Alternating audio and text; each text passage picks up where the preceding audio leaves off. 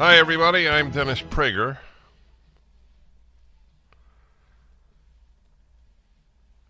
And we have been reviewing the horrors that were in the.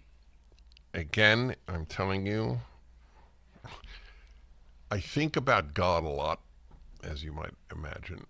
I think about God in any given generation, looking down at the human species and just seeing the tape rewound, and the same thing happening again. A vast number of human beings are evil. A vast number are not evil. Few people confront the evil. Vast numbers deny the evil. And then it happens again. And then it happens again. If God has emotions that we can relate to, and I've always been ambivalent about that question, does God have emotions? The Bible seems to suggest that he does, but it might just be speaking in human terms when it says, for example, that God looked on the earth and saw all the violence, and he got saddened unto his heart. That's the Hebrew. Incidentally, the word for violence in the early chapters of Genesis, I think, what chapter is Noah in? 8? 10? No, isn't it 6? 6? Okay, very early on in Genesis. And the earth was filled with violence, and God decided to destroy it, except for Noah and his family. Do you know what the word in Hebrew for that violence is? This will blow your minds. Hamas.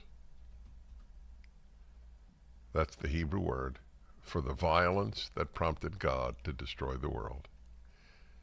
And the world was filled with Hamas. Yeah. I will admit you're not going to hear that on most talk shows.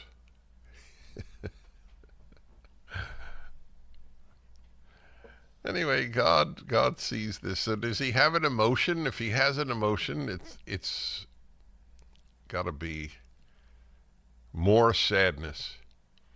A rabbi who has since passed away, he was, I would say, probably 30 years older than I was, but I knew him. He was a Canadian rabbi, German-born, Gunther Plaut. I even spoke at his synagogue in Toronto in my young days when I was invited to speak in many synagogues before they discovered I was conservative.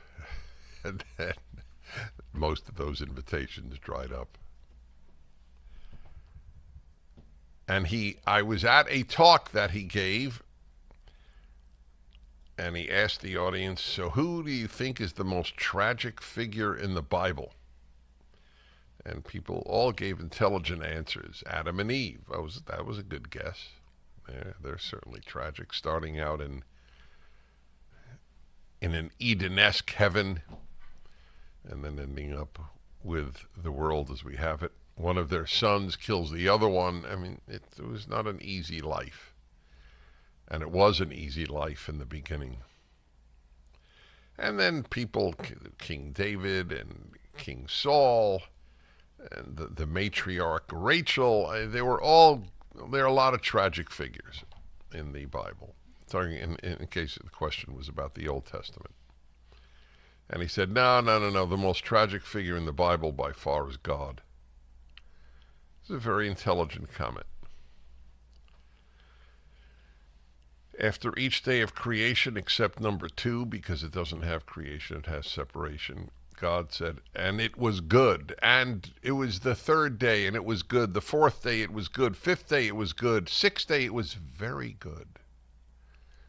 Wow. Human beings were created on the 6th day. And it was very good. God had such optimism about this creature, the only one created in God's image, the human being. And then pretty rapidly, the world was filled with Hamas, violence.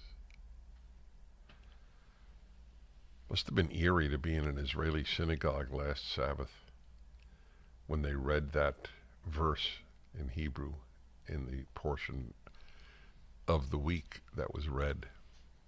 Whoa, it's got to have been jolting.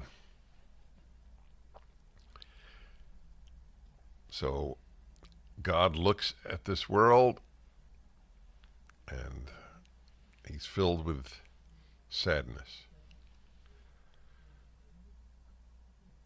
He might also be bored because humans repeat the same errors. I mean, look at the people that in many cases I so respect, who thinks that this is none of our business what's happening in the Middle East because we have our own problems. Yes, the desire to wipe out Israel, that's it's unfortunate, but it's not our business. Hitler wants to wipe out the Jews, but that's not our business. So how many tens of millions of non-Jews were slaughtered as a result of ignoring Hitler's Jew hatred? Jew hatred is the canary in the mine. Yeah. You should really read. I very rarely mention this book, my book, Why the Jews. It's an eye-opener. And you will understand the present moment better. Understanding what is happening is a moral imperative. Tuning out is a sin. We'll be back. You're listening to the Dennis Prager Show.